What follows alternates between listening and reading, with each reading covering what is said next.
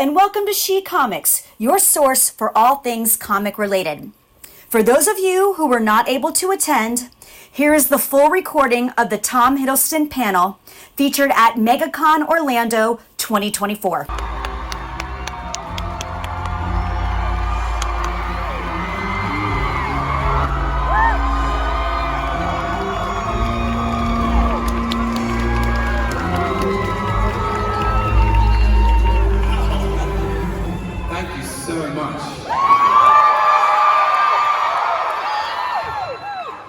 Believe it or not, that's not something I hear every Sunday afternoon. I'm very grateful to you. You all look fantastic. There are worse ways to end a con. Yeah, this is wonderful. Really amazing. Thank you so much. What an honor to be here and to be here with all of you. We love you! Okay. You've now been playing Loki son for 15 years, which means you've got over a decade of con experience of this wonderful culture, this life. Yeah. What are some of your favorite elements of this particular community? We were talking about in the back. What makes this special to you? Honestly, it's sharing the joy. That's what I love about it. This weekend I have received so much generosity and so much passion for the work that I've done and the ideas that we've shared, and believe me, I feel the love, so thank you. I should say this, is that I think we use fiction, you and I were chatting back there, fictional characters in fictional stories, comic books, ancient narrative, superhero stories, to explain ourselves to ourselves. It's all a metaphor. It's all a way of exploring who we really are in our real lives. And we have done it forever as human beings. Just like they used to do in the ancient epics. And the thing that moves me the most is that it's been my honor and my privilege to play Loki and to represent whatever he represents on that canvas, and to hear and witness how much he means to so many of you for so many different reasons. And it creates an extraordinary, I feel, atmosphere of connection and togetherness, is that actually we're telling these stories to understand about who we are. And so I'm grateful to you. Thanks. So before there was ever a con, before any of that, I want to go back to a headline from 20 years ago. This headline read, or almost 20 years ago now, Marvel rolls dice, cast no names for Thor. That iconic headline now. And I gotta bring it up because you represent one of my favorite castings in the last 20 years. Like I love that's the direction they went. And in my opinion, Sarah Haley Finn is one of the names at Marvel, like the casting director who puts it all together. She's the one above all in so many ways. What's unique about the Marvel casting process that allows them to build those relationships over decades that literally has to be a plug and play for so many different mediums, so many different universes, so many different relationships? What's the Marvel casting magic? Well, first of all, I'm grateful to the writer for his endorsement and encouragement. But yeah, even more grateful to Sarah Haley Finn and Randy Hiller, actually, who both cast me in the first Thor movie. And an extraordinary gift of their confidence in me and in Chris Hemsworth. Neither of us had done anything up to that point which could prove that we could deliver on that promise. I hope that we presented ourselves as people who were willing to work hard and were grateful for the opportunity. But it is amazing how they have populated this universe, the constellations with disparate and versatile talent. And the magic always with acting is what happens between you. And I always feel if I've done any acting that's half decent, it's because of the actor I'm opposite. That's the joy of the unpredictability of the chemistry that you have.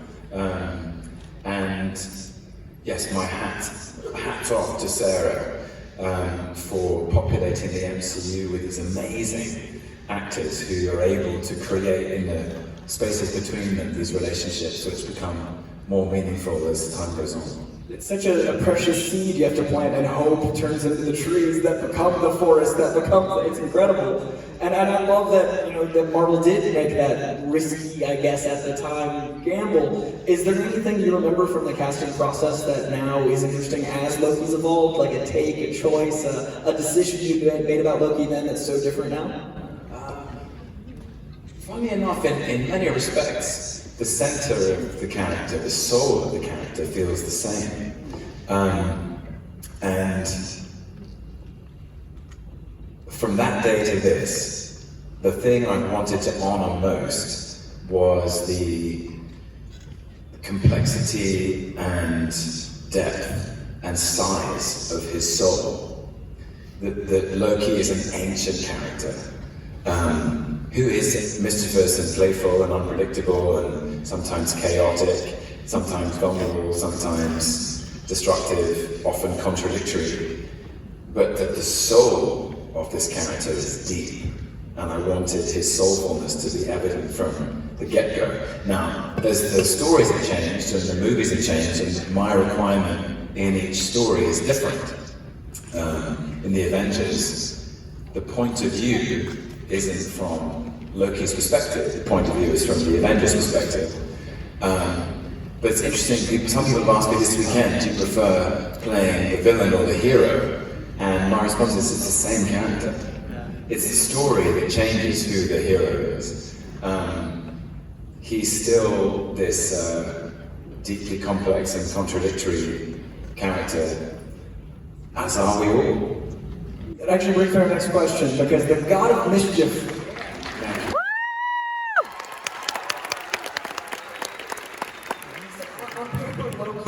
isn't as translatable from an outside perspective, but once you're in him, absolutely, he's that connection, he's that island. So what do you think it is that you wanted to, in the beginning, before it had as much screen time as it had now, wanted to be that anchor, that island, that connection to the everyday person that's seeing their humanity reflected in someone that, in his first iterations, felt very antagonistic? How did you want to anchor someone to be like, I'm rooting for him, I know I shouldn't quite be? I think it's the primary emotion that's at the center of him. And I felt very fortunate in the first Thor film that I was given by the late, great Don Payne, the screenwriter, an extraordinary arc where very early on you got to see how lost and confused and vulnerable this character was, so that his grievance was always rooted in grief. His rage was always rooted in vulnerability. And so even when Loki is at his most destructive and his most villainous, I suppose, I had a second to present what was behind all of his anger, what was behind all of his misguided and destructive kind of element, which I think the audience could latch onto and go, okay, he's making some interesting choices. Decisions were made. He's not thinking clearly. And also, I think it is in his nature. I think it is the whole point of the trickster in any mythology is that the trickster is a mercurial force, a shapeshifter, a transformer, a disruptor, a boundary crosser. As soon as you think you can pin him down, he's shifted away into something else. And even, Chris Hemsworth and I used to talk about evolving their choreographic fighting style as that Thor was like a block of granite, and Loki was like the wind, dancing around them, but together they could be very powerful. But at least in the characterization I had a moment to reveal that at the center of this detached, the mask of detachment and coolness and mischief was actually a very lost and broken soul, looking for meaning, which I think is something I've managed to continue all the way up to the end of Loki season 2.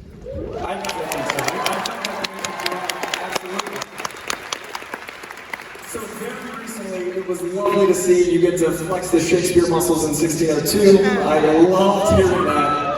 One, was any of that improv, because I know you got it at the ready, and two, I love that Kenneth Branagh to me is like our Laurence Olivier. He's our representative of the bard, and I gotta know, what was it like on set with two Shakespeare guys while making something like Thor? Did you guys wax poetic, literally? Yeah. I mean, I think it was part of Ken's pitch for the part, for the role of directing the film. From memory, Thor was not an easy, as a movie, it's quite an interesting movie to pitch, and Marvel, I think, were thinking carefully about, you've got gods and monsters and this shining citadel in the sky on Asgard and a rainbow bridge and, 8-legged horses and I think Kenneth Branagh very clearly came in, spoke to Kevin Feige and said, I see what this is. This is like the best of Shakespeare's history plays. It's like Henry IV.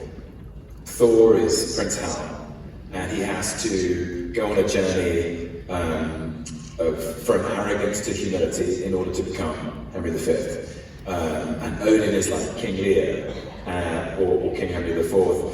And Loki is a bit like Iago or Edmund in Lear, actually, the illegitimate son, the one who's cast aside, which is also true of Loki.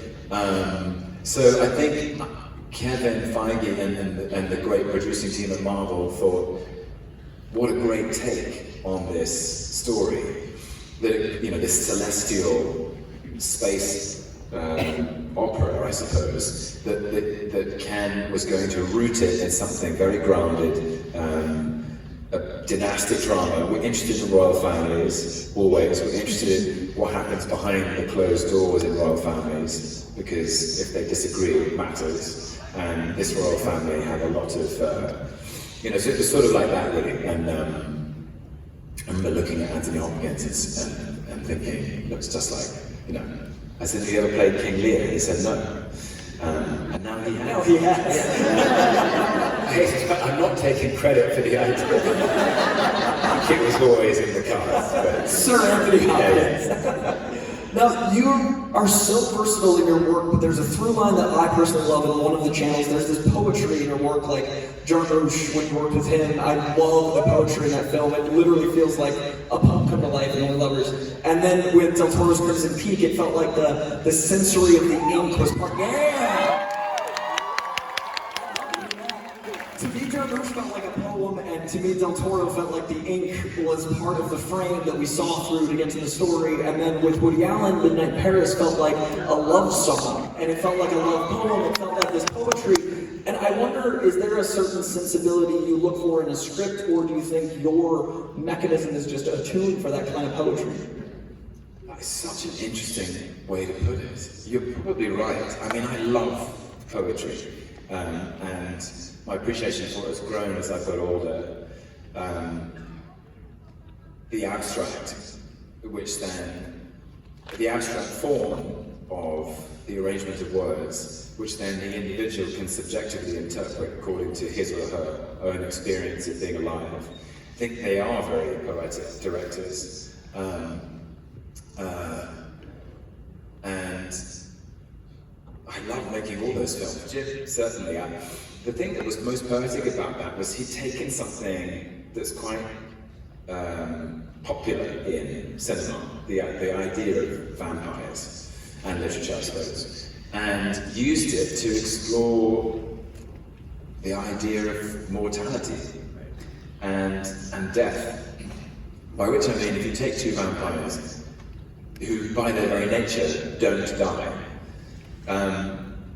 you are considering, because of course we do, and any meditation on death also brings about a reflection on life and how we make life mean something and how we make our short time on this planet worth it. And really that's what that film is about, and that great line that Tilda Swinton has, which is life is about surviving things, appreciating nature, nurturing kindness and friendships, and dancing. Yeah, it's such a beautiful feeling. And she's trying to help Adam, you know, my character, she's trying to help him out of his depression. It's such a beautiful conception of the film. And then Guillermo was really making a similar in some senses, but it was his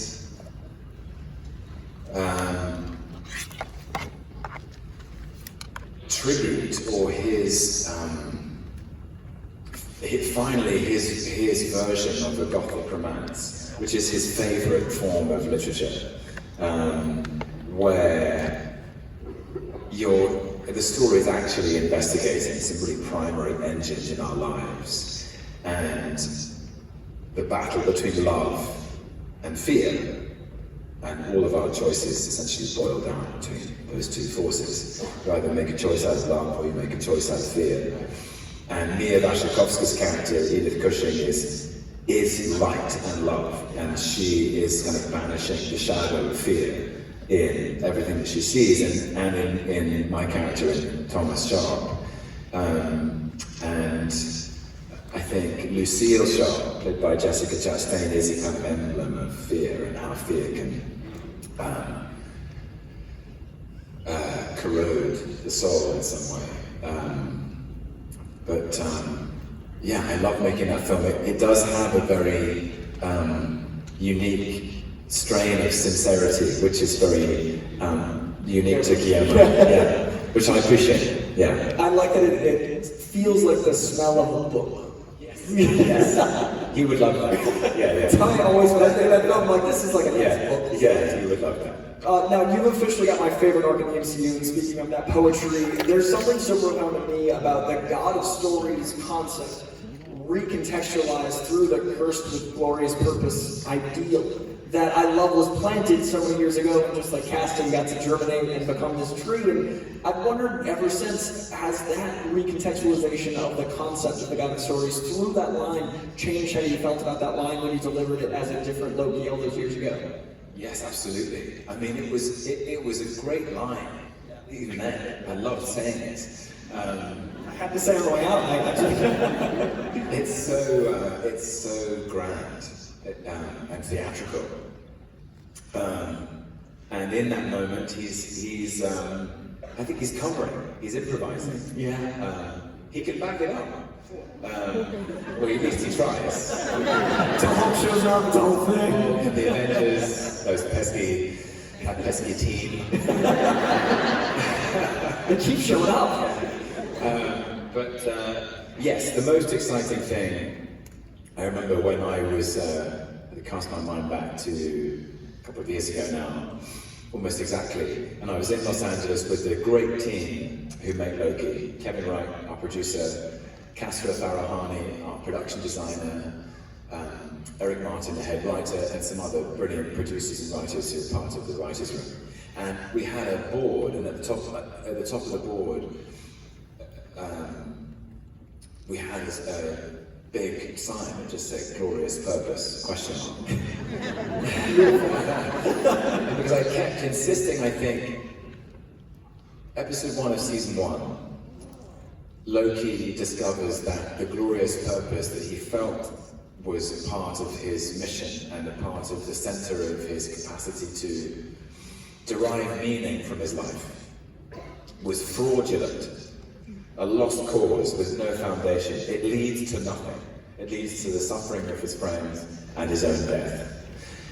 And Mobius gives him this second chance, and this journey through the TVA and trying to understand himself, meeting Sylvie and going on a journey with her, meeting the other Loki variants, and then finally getting to the Citadel at the end of time and thinking, how do I reinvigorate, redefine, rediscover this sense of purpose?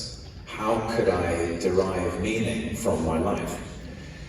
And it's such a great engine for a character, just driving forward and making sure he doesn't waste it again. But then it also became a great question for every character. What's Gloria's purpose for Mobius? What's Gloria's purpose for Sylvie? How does she find purpose after she's done what she came to do and execute He Who Remains? What's Gloria's purpose for B-15, who finds out she had a life on the timeline? What's Gloria's purpose for the TVA? Suddenly all these people in the TVA, they think they've been working for this institution that claims to govern the order of time, and actually they find out that there is more moral ambiguity in their actions. And can this broken institution be repurposed for something better? Which is a debate we have in the world all the time. Can broken institutions be reorganized without being swept away? So Gloria's purpose became this true north for the compass of the show. And of course for Loki and his desperation to make it mean something in the face of so much confusion and so much loss, and the stakes are really high. You know, these the multiverse, you know, people are trying to destroy people's lives. So, and it led to these amazing conversations about the whole nature of purpose, which I think is very resonant in all of our lives. And I kind of believe that that's what we're all searching for. We want a purpose in our lives. And it led to some great discussions Kevin Wright and I used to have. We had a whiteboard and we wrote the great Socrates quote, "The unexamined life is not worth living." Perfect parallel, yeah. And you know, we started reading Viktor Frankl and Man's Search for Meaning, and his idea of that freedom and responsibility actually go hand in hand. You can't have freedom without responsibility, and you can't have responsibility without freedom. And I started quoting T.S. Eliot and everything else. But it was it felt like a fantastic and fruitful place to start, especially as in season 1 we've been talking about free will and predeterminism and all these kind of quite philosophical ideas, which it felt like I couldn't believe they let us get away with it. We were talking back there, I think art is more of a feeling than a thing you think through. And I think Gloria's purpose is something we all feel more than we think about feeling. So I love the idea that Gloria's purpose became a narrative we can attach ourselves to feel the art more directly. And that's why I think that arc is so profound over the years, because every time we feel it in a different medium, it's a different feeling that we can't pin down. And that brings me to another question. Just to your point, I think when we in our lives feel lost, we feel like, what's my purpose? And I think Loki has represented that. And we look for it in art, which comes back to the Ouroboros of us all. See what you did that? I love when that character's name was like, this is going to be a lot. I'm going to go on this journey for a lot. Now, I've known Justin and Aaron in real life for years. I love those guys dearly. They're delightful, and they mentioned a few things when I told them I was going to be sitting down with you. A current passion for tennis, Mr. Day from The Endless, and Heat. And I want to know, one, why Heat right now? And two, what are you enjoying in art that you want to share with others that would be something that you'd recommend for someone looking for Gloria's purpose? Like, is there any art that's been really driving you lately?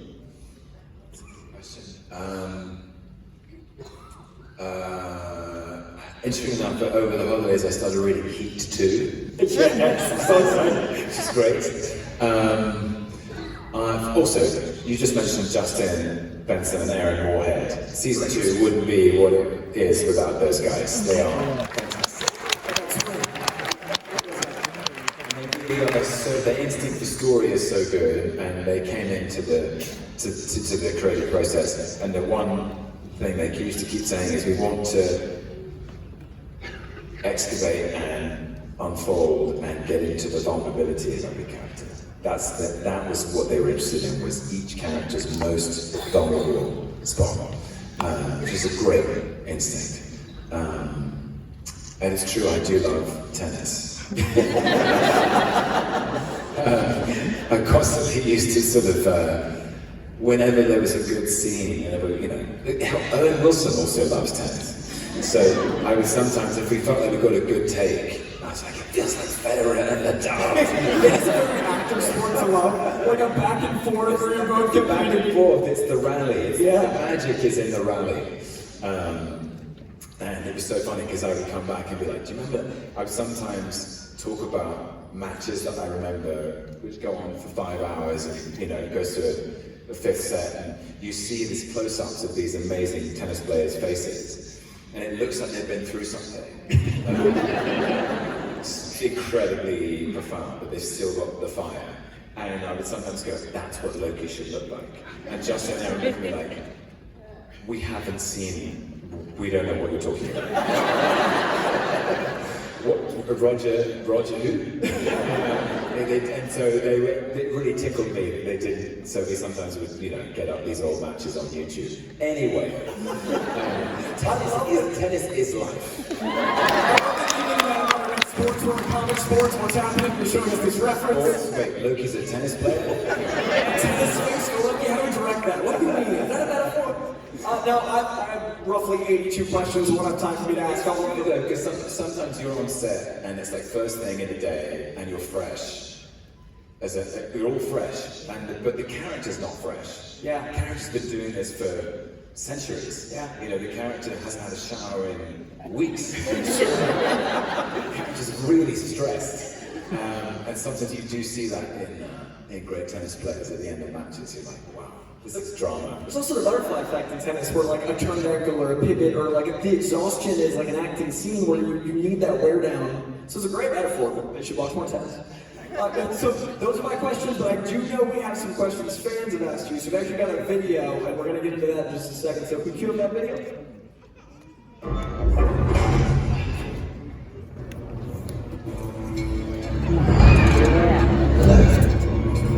Which one of us is you?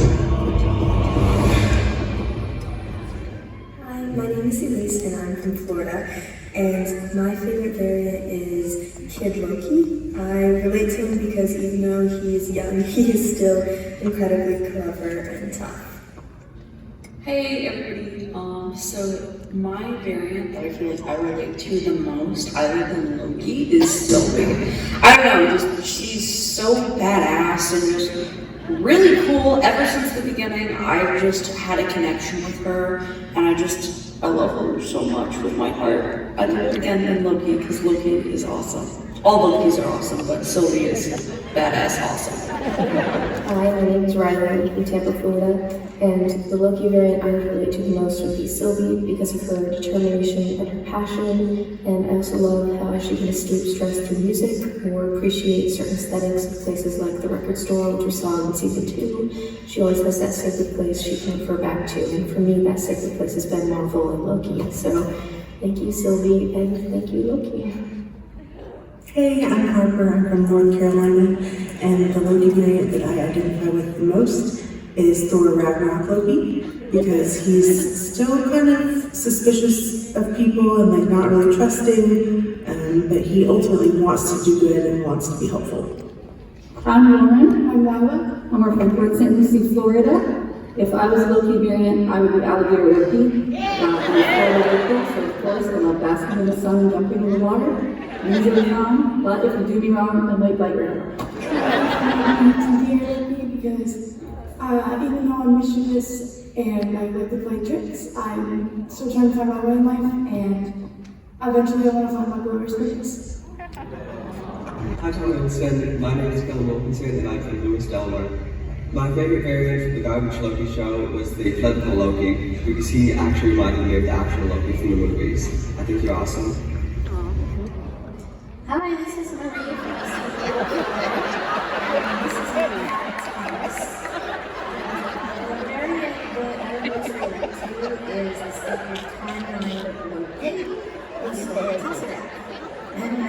favorite would be alligator Loki because he likes to spend his time in the pool like I do. Hi, my name is Maya. I'm from Seattle, Washington. The Loki variant I relate to most is Tom Hiddleston's portrayal of Loki, especially throughout the movies and the TV show.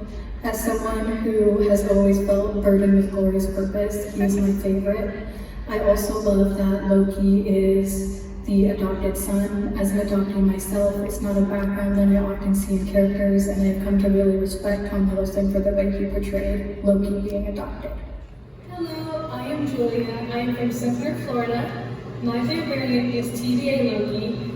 He's the one that I can relate to the most, especially the part where he reflects on his life, sees the things he has done, and he has to find a way to cope and deal with these traumas that has happened, and I like that he tries to make himself a better person. I think it's very inspirational for anyone living here, especially me. He changed my life. Thank you. I love you.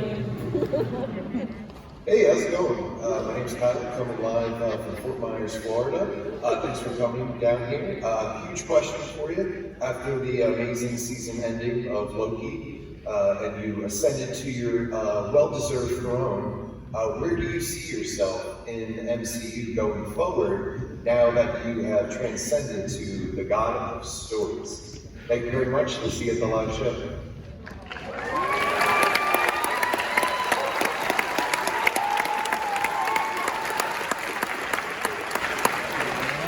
A lot of love for alligator Loki. Quite rightly. By the way, I haven't been to Florida for a long time. And this weekend I've been obsessed on the way to the convention center every morning. Every body of water I go to drive past. I'm like, is there an alligator in there? I just want to see one. Always. Yeah, I mean, I want to see one, but I also maybe don't. There's a certain Yeah. So a lot of people ask what Loki variant you would want to be, but I've always seen it as like kind of on the day. Like it's the multiversal concept, right? Change equals. So today, what variant do you feel most Loki? The one that I play.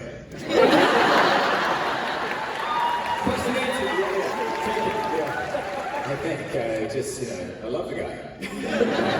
I've played him for 15 years. There's a connection. Yeah, we've been through a lot.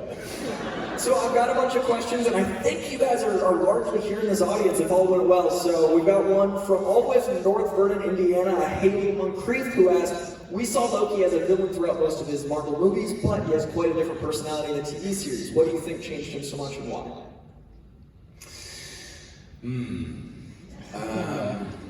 I think it's the show. I think it's the.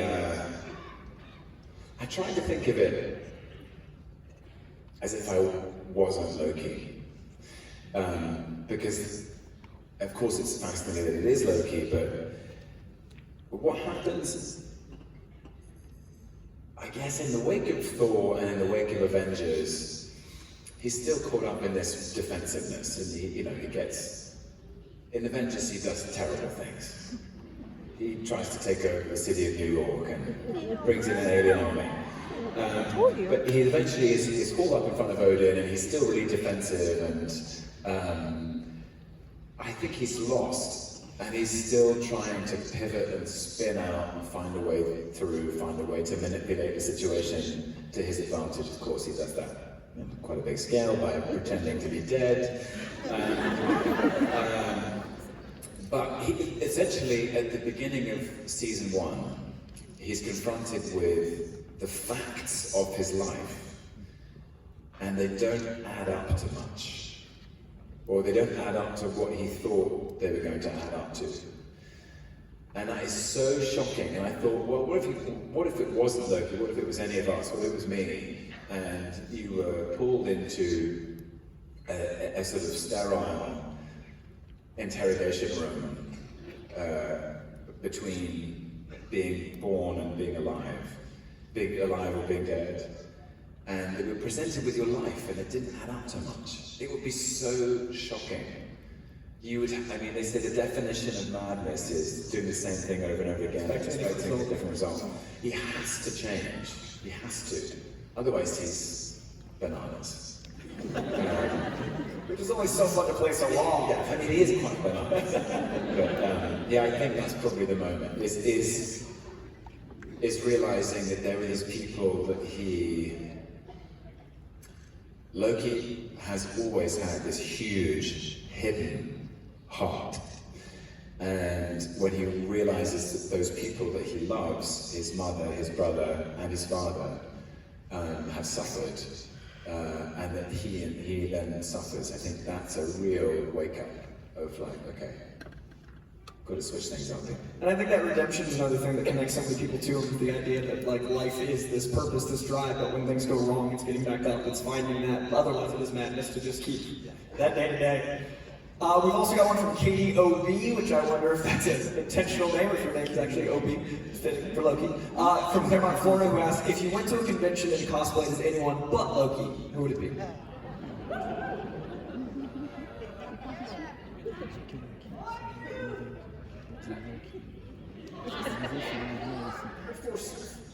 Yeah, my first thought was Spider-Man. I think I'm a little too tall for Spider-Man. Too strong. Yeah, that's true. Yeah, there you go, okay. I don't know why I thought that. I've seen you in the Daredevil suit, but yes, I've got Daredevil. Charlie Cox and I have already done the switcheroo. So yeah, that will be fun. That one's on hand. So we've got Scarlett from Essen, Germany, saying, "Dear Tom, do you have a special ritual or personal technique for setting into the character that you're going to play? By that, I mean right before the start of the scene or just before you enter stage?" I suppose I do, and I try to feel as free and relaxed as possible. And then you kind of, I don't know, it's really interesting with each character and because obviously with each scene, you're preparing in a different way, the character's in a different emotional headspace. Sometimes I use music. Music is this extremely instinctive and evocative art form that can just put you somewhere in your imagination. But the main thing is to be ready, to be open and ready for anything that happens. That's always the most exciting thing. It's on stage or on screen, the unexpected, the spontaneous thing. It's like the way another actor feeds you the line, or when something goes wrong, it's often magical because it's something you didn't prepare for, but it's about being free and open. Did you have that moment differently? Did you have that moment differently before certain scenes or different timelines in season 2? Because rewatching it, it's fascinating to see your awareness and your knowledge of which you are interacting with which of them in the timeline. Did you have to prepare like, I'm me then, but not quite then? Yeah, kind of. And also, I think there was an element of all the rest of the cast who were amazing. Sometimes not quite having. We didn't get the memo, so I would just be steaming ahead. Maybe like, Tom seems really wired today. Has he had like 7 pots of coffee? You had to learn physics very quickly. He had to learn physics very fast, yeah. But that was really fun, because it felt like life imitating art in a way. There were some scenes where I had stuff happening and they were like, this is going much faster than I thought it was going to go. It's so fitting, it's great. It's cool. Now, I think actually Sophia in one scene improvised, Loki, why are you acting so weird? Keep that, let's put it in. Which may have been Sophia talking to me.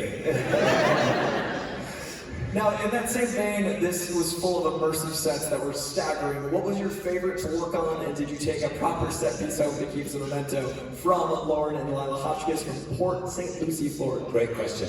Kasra Farahani, our production designer, I salute you. These sets were absolutely extraordinary. And unique for me in terms of my experience with Marvel. Sometimes, often when you're in space, you know, Marvel can't. unfortunately take us into space. So that's when you find yourself in front of a green screen or a blue screen. But these sets were just so precisely built and designed, and they were all extraordinary. I think I have a particular fondness for the temporal core control room, where some of the biggest emotional scenes take place. At the end of episode 4, and obviously the end of episode 6. It was on 3 levels, it felt like a spaceship. We were in there all the time. There were some funny scenes in there were some very emotional scenes in there. And the gangway leading out to the end of it, where this is at the end of the gangway, there's I can't remember technically what you call it, but some operating piece of machinery, a bit of temporal loom engineering. But that was all there, it was all built. And so all those scenes with Owen and Sophia and Key and Wumi and Eugene, we were up there all the time, and it felt like there was something out there. You know, it felt like there was a temporal loom out there that was about to blow. It's pretty exciting. That's so helpful. Yeah. Stakes feel more like... Yeah. And then actually there were these, because obviously, sorry to break the illusion, but there was not in fact a temporal loom. But not great from the front row. But there was an extraordinary rig of lights set up by Isaac Bauman, our DP, and it created, and sometimes the special effects team would be able to rattle the whole set. The shutters would rattle. You know, it was unsettling. It felt like a bomb was going to go off. Jim Starlin likes to set his stuff in space because he doesn't like to draw cars, and he invented Thanos. Is there something for you where it's like you prefer a certain type of set because there's a certain comfort in your body? I think if you're in a real environment, it gives your imagination so much more.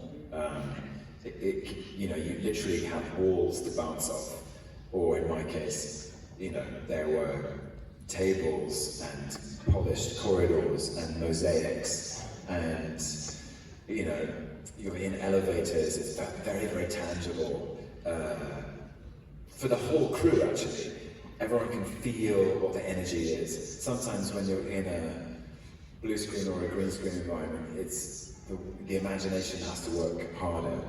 I love that too. I love that challenge. Yeah, sometimes when I was time slipping, I was on a blue screen. That was fun.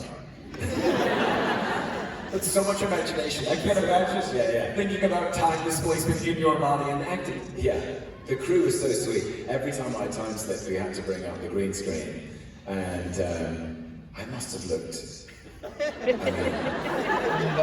on a Monday afternoon, and it's like, what is he doing? Mentally and physically exhausting, that time slipping. Yeah. Rachel from Orlando, Florida, probably here, asks, I imagine that over time, as you embody the same character, you discover more and more about them every time you step into the role. After over a decade of playing Loki, what's been the most surprising or significant thing that you've learned about the character that you didn't know at the beginning of your journey? That's an amazing question. Give me 1 second.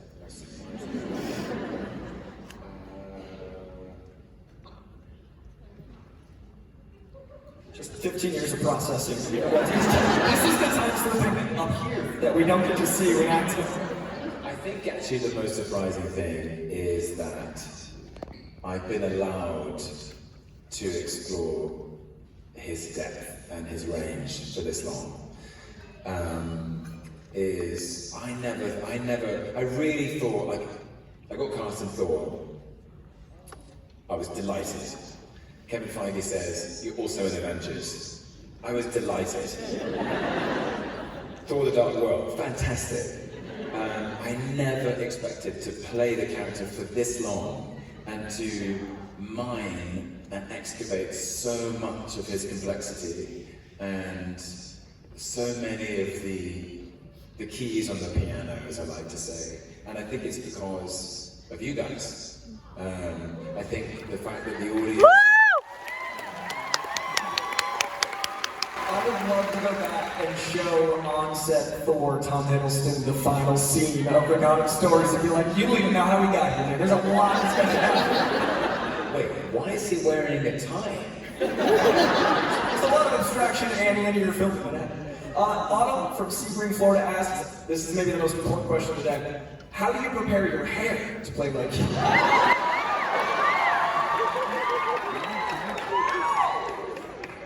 Well, how long have you been?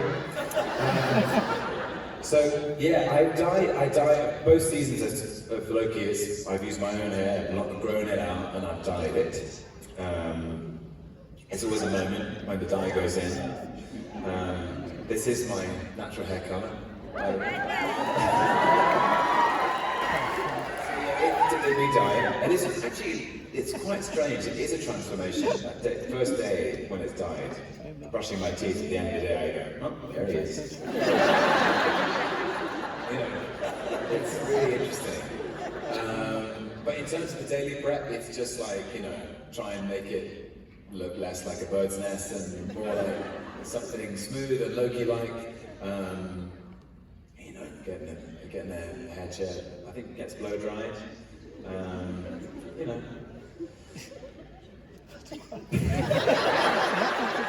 It's gotten flipped more over the years as well, so I feel like that hair flipping in the chair is maybe my favorite surprise. Hair flip's really interesting because I don't. When I'm Loki, it's the longest I've usually had my hair, and it's sometimes I think it's sort of because he's in these jerky scenarios, or his body is being jerked around, so it's just sort of getting it out of his face, and then it's become this signature. It's kind of like a dance move. Like there's this kind of like emotion to it. Oh yeah, I feel it every time.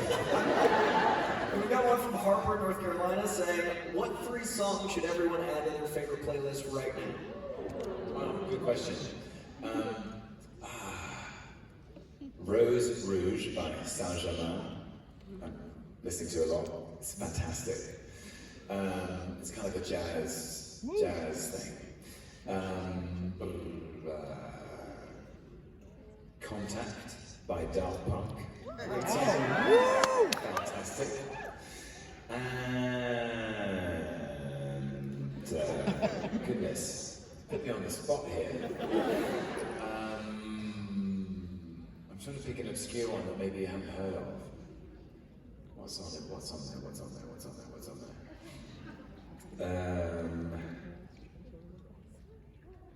Bear with me. No pressure. The last one's always the hardest because you know every other song is excluded. Yeah, everything else. Hang on, just pick one. I'm doing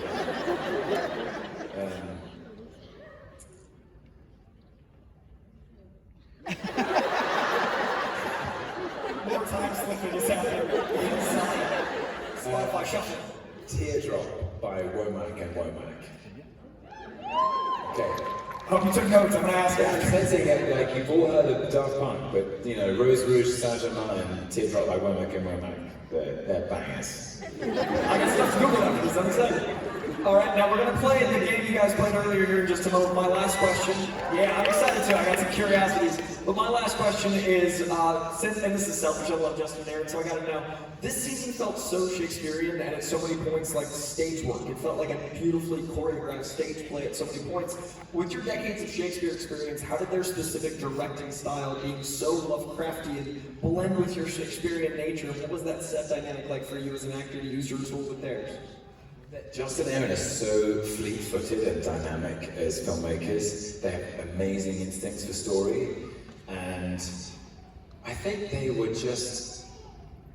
What I was very moved by was how fast they understood how much this meant to me, and how much it meant to all of us, and trying to construct a narrative that felt like the most fitting chapter to close on. it's got extraordinary momentum, propulsive energy going through the story, which really suits them. They love the fact that Loki's on the back foot all the time, and there's this, he's constantly wants answers, and you can get the next bit, and it has quite a edgy procedural thriller element to it. We shot episode 1 first, and they had a director's cut like really quickly, and we all watched it, and it was so exciting because it just comes out of the gates sprinting, literally. The first shot is Loki running and Mobius running, and you don't really stop. Yeah, we don't slow down. And they were so on board with that, and they were so quick and so, like I said, so dynamic. They've got really good instincts for what's the next thing that should happen. And we used to just say to each other, to remind each other, the best thing about story, it's really simple, is to remind ourselves this has never happened before.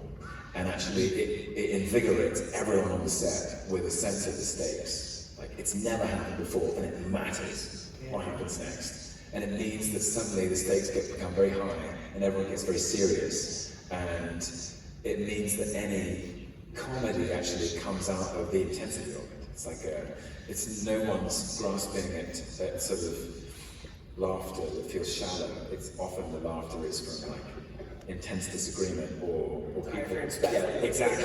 People trying to improvise.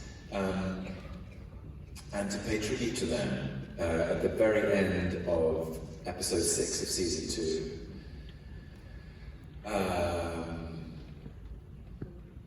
Justin Aaron turned to me, and we were doing Loki walking up the steps, and with the timelines in his hands, and moving towards sitting in the chair, and what that would mean.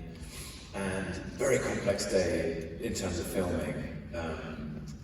The camera was on a techno crane, and it was kind of moving around the stairs, and Justin and Aaron turned to me and said, I think we're going to be in here, which is the size of the shot. We're going to be really close on your face in about 30 minutes.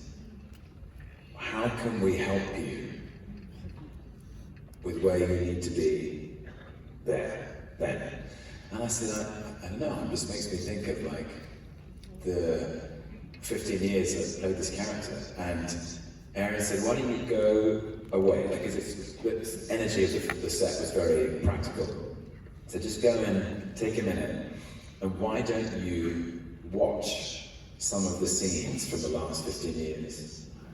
And which was a brilliant note. It was so clever, because it made me think of, for me personally, me, Tom, it made me reflect on the friendships that I had made in this journey, the people I've met, the laughter we shared, the lessons I've learned personally. And by the time I came back in to shoot the scene, I was carrying all of those memories with me.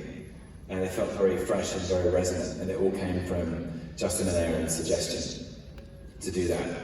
And so that last shot is me thinking of all the people that I've shared this journey with, which is who he's talking about in the end when he says, for you, for all of us.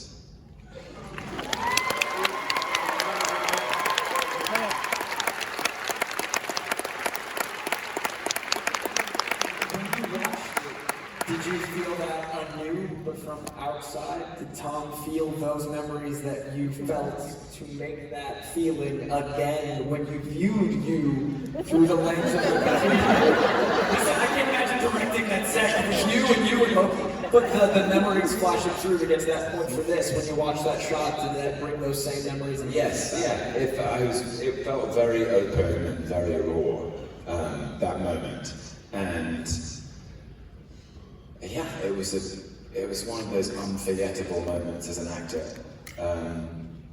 I was alone with another actor's call that day, but I actually said something to the crew before we did it. I said, this is a very significant moment for me personally, and I really appreciate you all being here And I know some of you have been here for a long time, you know, on that journey, and some of you have been here for less time. But as we roll the cameras, be there with me. Let's do this together. And yeah, I felt very open, and it felt very simple, actually. Loki's done so much deceiving, and this moment felt extremely honest.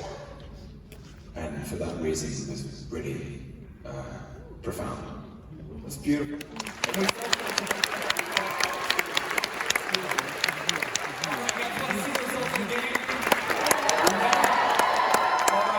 I'm gonna ask you, it's not a competition, we're just seeing your perspective and theirs, not versus. For you personally, home, Asgard, or Jotunheim? Asgard. They said, oh, I'll never know. What do we got? I'm curious, do we know the technology? I have no mouse in my hand. I'm curious what you guys said. I personally got it. I'm hearing Asgard. Let's go with that. All right, let's play it that way. I like this. Better hair. Thor or Loki?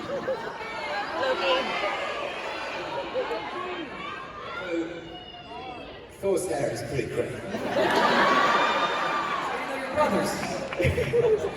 Exactly. Bigger nemesis, Hulk or Thanos? Thanos. Nightmare. Weapon, scepter or daggers? Daggers.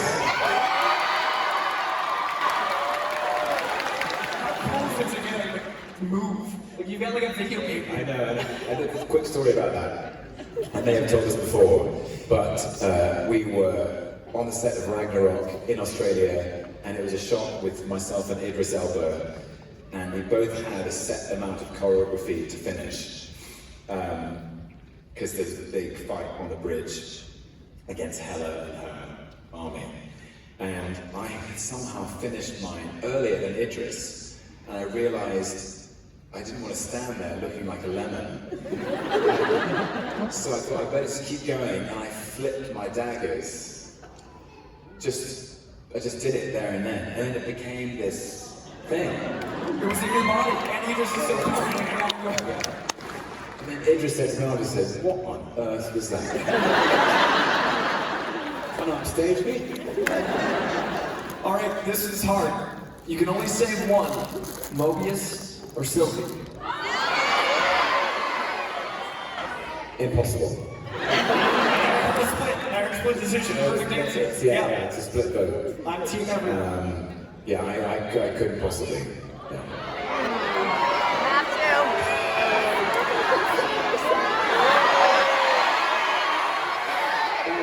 I agree. Exactly right. These characters that went from all that to just Loki. And final question: King of Asgard or King of all time?